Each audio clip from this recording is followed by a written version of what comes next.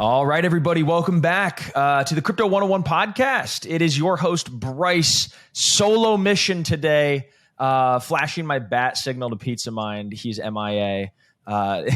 Pete, I hope you're doing well, man. But I'm joined today by a special guest, Ori from Orca, okay? The co-founder, deep into DeFi, crypto, all things blockchain.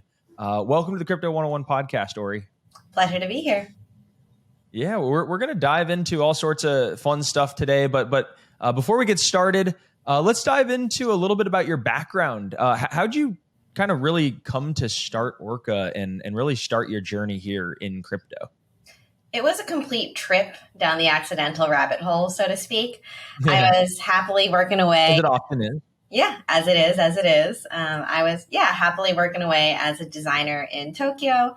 I was actually at IDEO at the time. My background's always been sort of a mix of design and technology.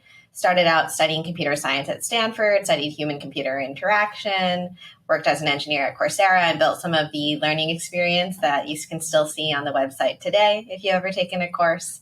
Very cool. Engineer for a few more years before transitioning more fully into design, which is what is still kind of my first love and remains my true love, I think, when it comes to work. So I feel lucky when I get to do it at Orca. But yeah, long story short is during COVID, I actually moved into a co-living house in Tokyo, and lo and behold, across the street was, or not even across the street, across the hall was my co-founder, Yutaro. And he was already working at the Ethereum Foundation. He is a full-on economics geek, math geek, computer science geek, and of course, if you put the things together, like crypto geek. And so before long, we started hacking on some side projects in our extra free time from being quarantined. One thing led to another, and before we knew it, we were building an AMM on Solana. And the rest is history. The rest is history. In Solana, right? I mean, just if we kind of jump to current times, Solana was plagued with a lot of FUD over the past, call it 2 or 3 months since FTX collapsed. How did you guys kind of hold up just recently throughout all this? Did you guys experience a lot of volatility in higher volumes as people were kind of like looking for more places to trade, or were things kind of disrupted? Totally. I mean, I think you're jumping right to the silver lining there, right? High volatility, what we call not to be a leading question or anything. Yeah, for sure. I mean, especially crab markets, kind of just going back and forth when it comes to prices are really good for Orca. In general, I would say that it was a hard time for a lot of people in the ecosystem, but Orca was in a very lucky position. We were very well funded, have enough runway for the next several years, already had hired out the team pretty much that was necessary to build out the vision for Orca. And overall, I think things have actually gone really well over the past couple of months, which has been, a stressful time for people. But I think we've also made changes internally to make that a little easier for everyone. Like recently instituted a 4-day work week. So I'd say things are going very well. Okay. A 4-day work week. It reminds me of, there's a book, The 4-Hour Work Week. So you're not cutting back all the way to the scale of that. Timothy Ferriss, 4-Hour Work Week, but a 4-day work week. What's kind of the idea behind that? Yeah, I mean, it was honestly coming from the fact that people on the team are so passionate about their work. And also, I think when you're really into crypto, you're into crypto. It's like a 24/7 thing.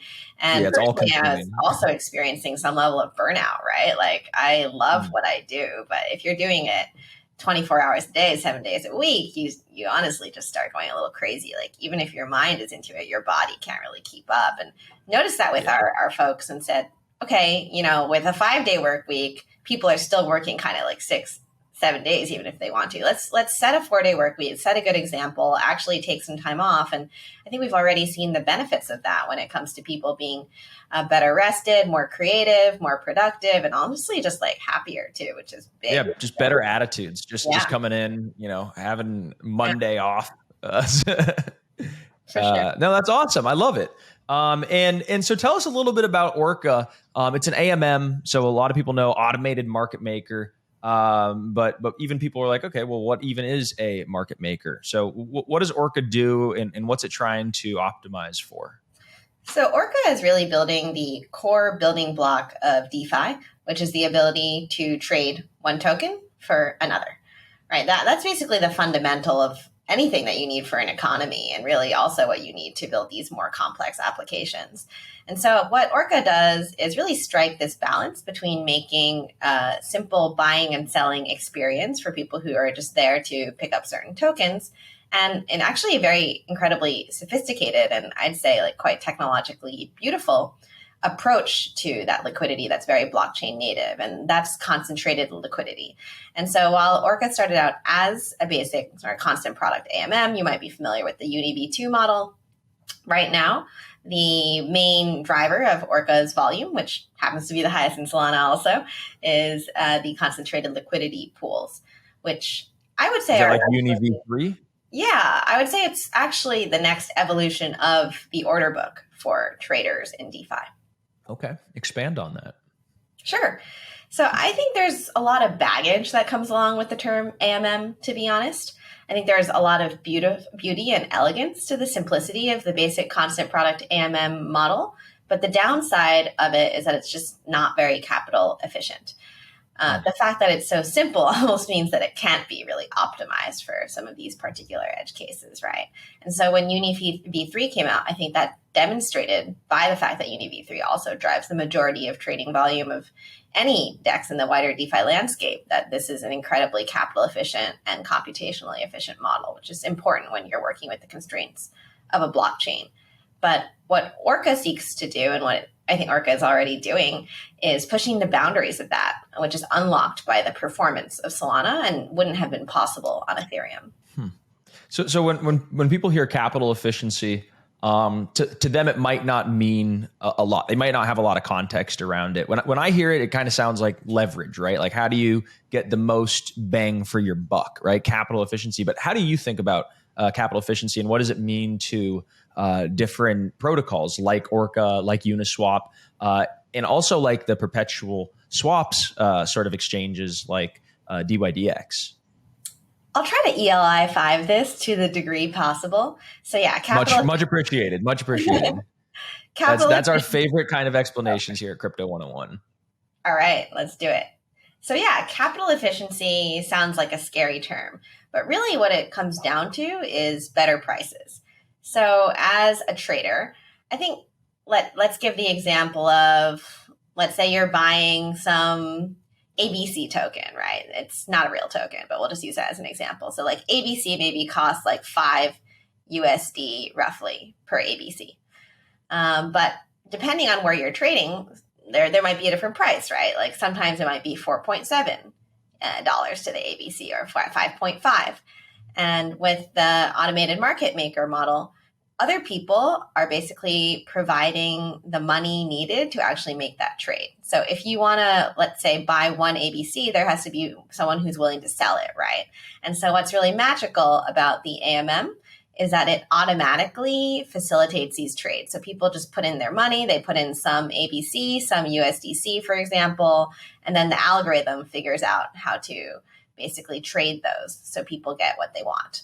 But the more money that people put in, the more liquidity, in other words, the better the prices are in the basic model. But the concentrated liquidity AMM is a further innovation on that allows these people who provide the money needed for trades, liquidity providers, to do so in a way that's honestly just a lot savvier. They get a lot more flexibility, a lot more control. They can choose what price ranges that those that liquidity is used for. I won't get too much into the details, but long story short, it gives these liquidity providers more control, and that in short results in better prices for people who are just looking to buy or sell tokens. Yeah. And is it more like how, I think people are maybe familiar with an order book like on Coinbase or Kraken or something where they could say, okay, I want to set a limit order at a certain price. Is that kind of how Orca works? You can go and set a limit price instead of just saying I have to swap at the market price? So that is not the way that people usually think about concentrated liquidity AMMs, but it is actually possible via concentrated liquidity AMM. And that's actually what we're building out right now, is the ability for folks who are familiar with that type of model of placing limit orders and stop limits, et cetera, to be able to do so in the exact same interface that they're already comfortable with, down to, candlestick charts. But it's facilitated under the hood by a concentrated liquidity AMM, which I think is just so freaking cool, by the way, because that is also just way more efficient. Again, and that means it runs smoother, less failures, and just more blockchain native. Yeah. Cool. Very, very cool. And how can tokens kind of get listed on the Orca decentralized exchange? Is there sort of an approval process, or is it any contract that launches on Solana could kind of open up a pair? So earlier last year, Orca launched community listings, which allows anyone to go ahead and create a concentrated liquidity pool for any pair of tokens. Tokens that are on CoinGecko will be automatically populated. There's also a review process for tokens that are new. But in general, cool. Orca's aim is to basically be the place for anyone who wants to create their own token and to service the long tail as well. Yeah. Well, speaking of the long tail, when you say that, is that like being able to service like all the different tokens that anybody might launch, like being able to service exchanges of hundreds of thousands of different tokens? When you say the long tail, what do you mean by that? Yeah, I mean, long term, I think, to be honest, I don't think we're going to really know what the real use cases of crypto are that make crypto take off. We might have some guesses, but in order to facilitate the explosion of creativity that we saw in the Web 2 era and even in the Web 1 era, we need to give builders these building blocks. And so I really see Orca and similar infrastructure level projects as essentially public goods, things that allow people who have creativity, who have drive, and who have the interest to just build whatever comes to mind. So, you could launch a Crypto 101 token, or I could launch an Ori token and just put it on there and come up with some project around it. So I got to ask, just because you guys are firmly on the Solana camp, tell us how you came to that thesis to launch on Solana versus Ethereum or a different competing platform. It's the technology and the team. And we're really not chain maximalists. And, I can say this because, Yutaro, my co-founder, was literally working for the Ethereum Foundation when I met him. True, touche. Yeah. And we actually started out building our first project on Ethereum too. But that also happened to be during peak DeFi summer. And I think we could just very quickly see that the scale was necessary, right? We had these slightly naive but well-intentioned dreams of building things that could be very similar to a high-interest savings application for folks who might not really have the financial means to, use something that was a little bit more regulated. But when fees are like $50 on Ethereum just to make a deposit, that's not really going to work, right? And so when we started looking into other alternatives, Yutaro had already done a bunch of research on L2s and basically come out with the perspective that they just couldn't be as robust, reliable, or performant as a really good L1. And then Solana comes along. I think we see the interest from folks SBF. It takes a very different light now, but I think they did build an incredible product with Serum. And when we actually looked into the technology more, talked to the team, quickly came out with the conviction that they were real engineers. I think that's something that Yutaro and I both appreciate as folks who are engineers as well, is that I think you get a lot of folks who are very research minded, but the Solana folks have really fought tooth and nail to build a product that works and works at scale. Fascinating.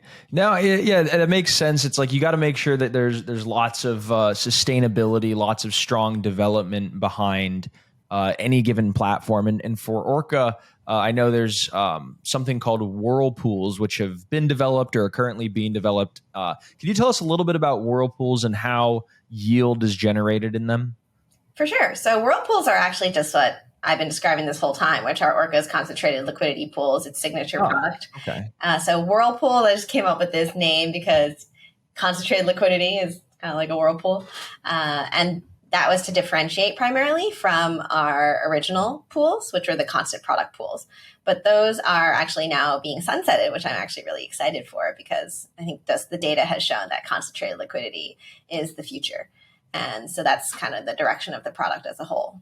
Love it. Well, you see a lot of other projects that kind of either list on Orca or maybe you meet them up at hackathons or whatever. And according to a big report by Electric Capital that just came out, I think last month, Solana is like the fastest growing ecosystem in crypto right now, despite the whole FTX FUD. So all that being said, do you have another kind of standout Solana project that you think is really pushing the boundaries of what's possible? Another favorite project, and again, not financial advice, definitely not investment advice or anything, but any other cool projects on Solana that you really like? I think the other coolest thing happening on Solana is actually the NFT ecosystem on Solana. It is okay. Let's booming. Go there. Yeah, the NFTs on Solana have really strong communities. And to be honest, I was a huge NFT skeptic before. I looked at likewise initially, right? Yeah, I mean, you look at all these like PFPs. Honestly, I'm just like not a pixel art gal. I feel like, it's cute. I liked it when I was playing like the games, but I don't know, as an artist, they don't really appeal to me. But I think looking more deeply, I think I was just shocked at actually how NFTs on Solana are still thriving. Frankly, post the FTX crash, they were almost unaffected by like what's happening in DeFi and the wider markets. And I think it's because people seriously love this stuff. And there's such cool stuff happening in the one-of-one art scene right now. You see people like artists actually being able to be a lot more experimental with their work, a lot more technology driven in the types of art that they're making. And then the communities themselves, I recently actually joined both Boogles and SMB and have been really surprised by, well, not surprised, but impressed by the quality of connections, deal flow, alpha, and also just friendships that you find in these places. Wait, so Google? You're saying Google has an NFT trading group? Not Google.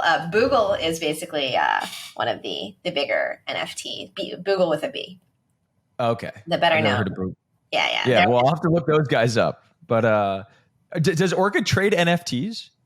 Orca is not an NFT AMM, although NFT AMMs are also a trend right now. There are a few out there that I think are really exciting. Haiti Swap, Tensor are probably the hottest names in that market right now. And is it fair to say that, I guess the natural question for me is why not, right? Why doesn't Orca? But I guess is the question, it's a completely technical, like different stack in order to trade normal tokens versus NFTs, or is that a part of the roadmap to be able to trade NFTs? We did look into it and we wouldn't rule it out, but it honestly just doesn't make sense for Orca's roadmap right now. There is so much to be developed in the core AMM that we're really geeky about right now and super excited to build out. Yeah. NFT AMM space has some really strong players, like I mentioned, and the technology is completely different. And so although we collaborate with these NFT projects, we don't see them as competitors right now. Yeah, no, there's definitely something to say about doing one thing and doing it very well. So it's important to stay focused. Does Orca have any plans to support the GameFi ecosystem in Solana in a different capacity outside of NFTs? It already has. People may be familiar with Steppen. That was kind of like the first big game to really blow up on Solana. Kind of a move. Yep, I remember Steppen. I remember somebody showing me those. The shoes you could buy and walk around, and he was running miles a day, making money. It was crazy. Running miles, what more do you want? You got to pay for these diet plans in the past. But their pools were actually powered by Orca. And that was actually an integration that happened even without us looking out for it. It was actually just recommended to them that Orca be the liquidity layer because it's more reliable, fast, easy to integrate, et cetera. And so I think what we're already seeing is this natural adoption by GameFi, but at the same time, I think that was also a signal to Orca that there's a huge opportunity there. And so there's a deck I can share with anyone interested that covers how Orca can be used for games, and definitely I think more interesting integrations can be built there. One thing that I'm really excited to see that's, I think, a great example of Orca's continuing decentralization is actually a Unity SDK that's integrating Orca for trades under the hood. And that's being built by third-party developers on Solana. Interesting. So when I think about Web3, it's got a lot of different components. It's got, finance, as we just talked about, NFTs, and another part of the whole ecosystem that hasn't really been, I would say, nailed is like the identity or the log in. I mean, there's Wallet Connect and a couple kind of clunky ways to like associate your identity with a wallet. But do you guys have any sort of preferred partners or any kind of technology that you're looking at that you think makes the user interface of blockchain applications easier? I guess that's kind of the crux of the question. I have a lot of wireframes around this, actually, kind of my pipe. Like I've been thinking about it because somebody needs to do it. Yeah, on the identity wallet side. Again, it's sort of a resource issue. I think we're relatively early still when it comes to Solana identity adoption. And that I think one of the biggest pain point right now is the wallet experience, if you ask me. Yeah. There are just so many things that remain painful about it. Totally. And there just needs to be more development before it can be really smooth. Things like Saga, the new Solana phone, are actually making adoption easier with things like, managing your seed phrases. Long term, we need to move away from the idea of addresses, I think, to get mass adoption. It needs to be the idea of identity needs to be more solid, like you said. But I think in a world where things are very decentralized, and unlike Ethereum, Solana hasn't really landed on a single, ENS-like provider. There are some folks who use the Solana name service, but it's not nearly as widespread. And so right now, I'd say we're focusing on building the core. There aren't really partners that I'm aware of that are doing it in a way that I think is really widely adopted enough to make sense. But my pipe dream is to be able to focus a little bit more on that side. And do have a lot of wireframes in that respect.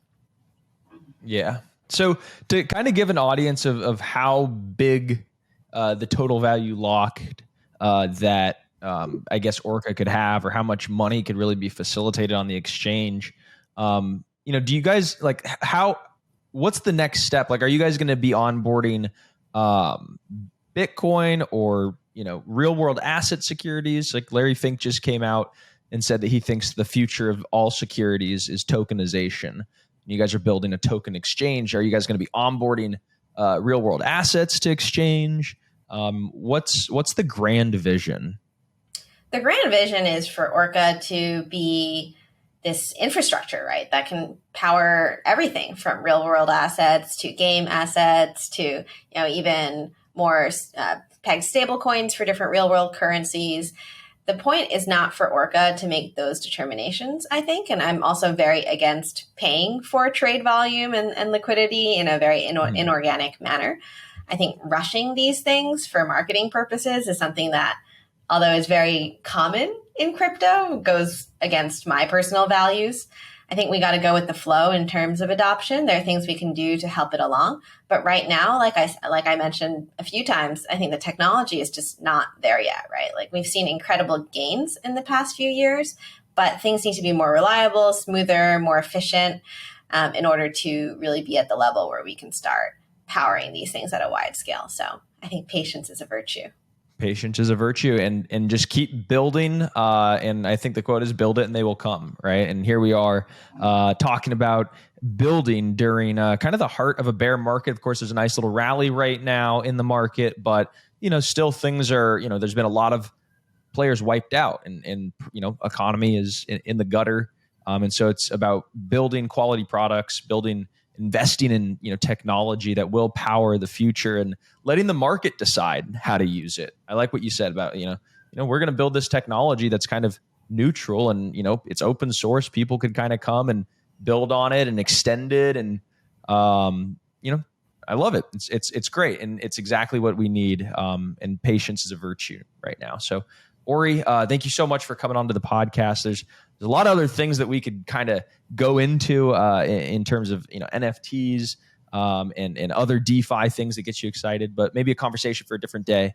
But last question for you before we let you go. I'm curious, who do you look up to in crypto? Like, has somebody kind of inspired you outside of maybe your co-founder or somebody you work closely with?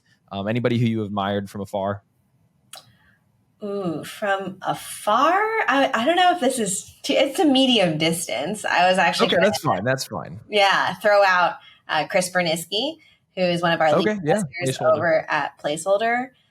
he just has such a depth of experience from being through all the way from Bitcoin, literally like writing a book on this stuff, through the Ethereum highs and lows, through being actually a Solana doubter to now a Solana believer.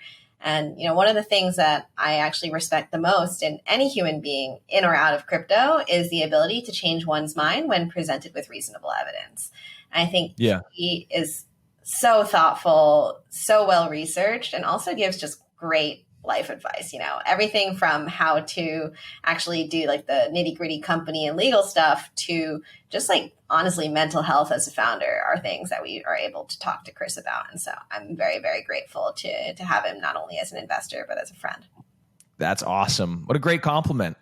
Chris Bernitsky from Placeholder. Shout out. So yeah, thank you so much, Ori, for coming on. We hope to hear from you again here soon. Come back on when there's, a couple more big updates or any announcements you want to share. Thank you. Would love to. And before I forget, and before we let you go, where can people kind of tag along for the journey? Are you guys mostly in Discord? You guys spend time in Telegram, Twitter? God, no, Telegram. Let's avoid Telegram. God, no. That is not where you can find the community. It used to. It's got out of control. You can find us on Twitter. That's Orca_SO for Solana. And you can find me on Twitter also at Ori the Orca. Links to our Discord and all that are also there if you want to dive in a little bit deeper. Brilliant. Thank you so much. Everybody at home watching, stay tuned. We'll have some more guests later in the week.